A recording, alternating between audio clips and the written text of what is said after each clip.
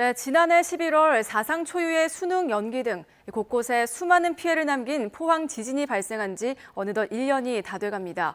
그렇다면 포항 지진 이후 부산 경남 지역 학교의 지진 대책은 어떻게 진행되고 있을까요?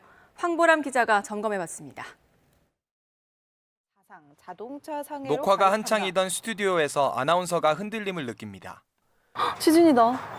어머, 어머, 어머. 어떡해. 오빠. 지난해 11월 포항 지진 당시 모습입니다. 규모 5.4, 지난 2016년 발생한 경주 지진에 이어 역대 두 번째로 강한 지진이었습니다. 계속된 여진으로 인해 대입 수능이 일주일 연기되는 사상 초유의 사태가 벌어지기도 했습니다. 지진에 대한 불안감이 확산되면서 각 지자체 등은 지진 대책 마련에 나섰습니다. 특히 피해가 컸던 학교 건물에 대한 내진 보강을 우선적으로 실시했는데 그 결과 부산은 지난해까지 34%, 경남은 24%까지 보강을 마쳤습니다.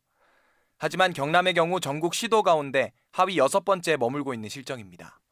부산시와 시교육청은 기상청과 연계해 110여 곳의 학교에 재난 조기 경보 시스템을 구축하고 있지만 아직 20%도 못 미치고 있습니다. 또 현재 설치 중인 시스템은 안내만 가능할 뿐 자체 방제는 어렵다는 지적도 나옵니다.